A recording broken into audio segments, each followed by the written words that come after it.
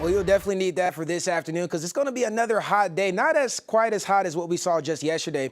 Reminder, yesterday we saw 97 degrees. Here's that official high that we saw at the airport. 97 ties the hottest temperature so far in 2026, but we're expecting lots of sunshine once again this afternoon. Little to no rain chances in my forecast. Better chances off towards the west across the high country. So here's the observed highs that we did see yesterday. Noticing the eastern plains, the low to mid 90s for the eastern plains, 95 over towards Ray, 90 in Granby, 98 in Meeker. Look at Grand Junction, 104, and unfortunately, you're expecting the triple digits once again. I keep getting text messages of everyone saying, can you please just get rid of the heat? Hey, I just forecast and tell you about it. I can't do nothing about it so far. Weather pattern, here's the reason why it's so hot and we're going to continue staying hot for the rest of the week. It's because of that strong high pressure system. Noticing it's now off towards the north of us. So with that, we could see some breezy conditions, mainly across the metro area.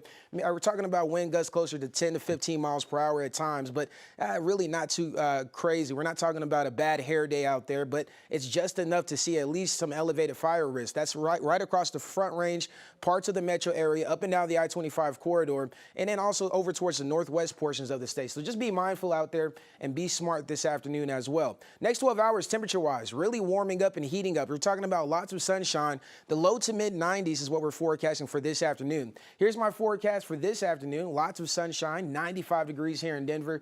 So, I mean, not quite as hot as yesterday. We saw 97, but still pretty warm out there. So definitely stay safe, stay hydrated, and be smart. Highs across the entire state today, very similar to yesterday for the eastern plains, the upper 80s, 89 in Yuma this afternoon, 103 in Grand Junction. You can see 80s and 90s across the high country, 97 today in Greeley. Yesterday, Greeley hit the triple digits as well as Fort Collins. Luckily, you won't be hitting the triple digits this afternoon.